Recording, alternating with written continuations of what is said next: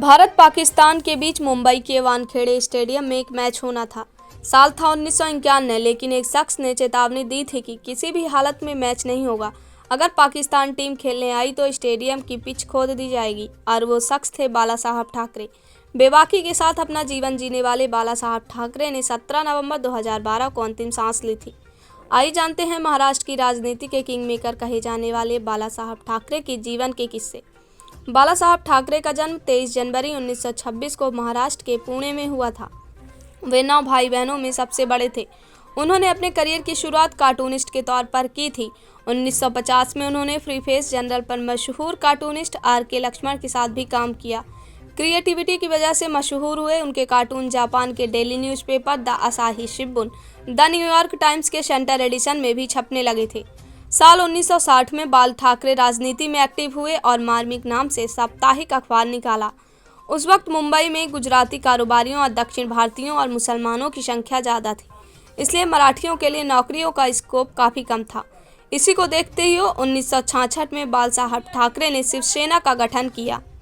साथ ही मराठी बोले जाने वाले स्थानीय लोगों को नौकरी में दिए जाने वाली जगह को लेकर आंदोलन भी शुरू किया। उन्होंने दक्षिण भारतीयों के खिलाफ पुंगी बजाओ लुंगी हटाओ आंदोलन शुरू किया।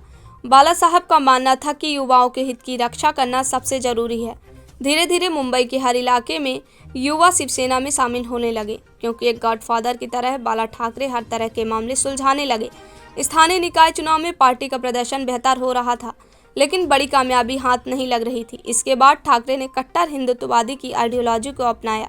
दिसंबर 1987 में हुए उपचुनाव में शिवसेना ने पहली बार हिंदुत्व का प्रचार किया और गर्व से कहो हम हिंदू हैं की चुनावी घोषणा की। लेकिन चुनाव में हिंदुत्व के नाम पर वोट मांगने पर चुनाव आयोग ने बाल ठाकरे से 6 साल के लिए मतदान का अधिकार छीन लिया।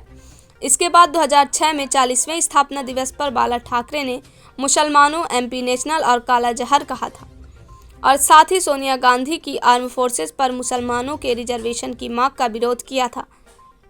मुंबई के दंगों के बाद इस मामले पर 1995 में मणिरत्नम ने इस मुद्दे पर बॉम्बे नाम की फिल्म बनाई। शिव सैनिकों को मुसलमानों को मारते और लूटते हुए दिखाया गया। इसका बाल ठाकरे ने विरोध किया और मुंबई में रिलीज नहीं होने देने की बात कही। इस बात पर अमिताभ बच्चन बाला साहब ठाकरे के पास गए। अमिताभ ने उनसे पूछा कि क्या शिव सैनिकों को दंगाइयों के रूप में दिखाना बुरा लगा। इस पर ठाकरे का जवाब था, बिल्कुल भी नहीं। कैरेक्टर का दुख प्रकट करना, मैं कभी किसी चीज़ पर दुख प्रकट नहीं करता। 2009 में क्रिकेटर सचिन तेंदुलकर को बाला साहब ठाकरे के गुस्से का शिकार बनना पड़ा था। दरअसल सचिन ने मुंबई पर सभी भारतवासियों का बराबर हक है, इस पर बाला साहब ठाकरे भड़क गए और सचिन पर निशाना साधते हुए कहा, हमें क्रिकेट के मैदान पर आपके चौके छक्के पसंद है, लेकिन आप जुबान का इस्तेमाल ना करें, हम इसे बर्दाश्त नहीं करेंगे।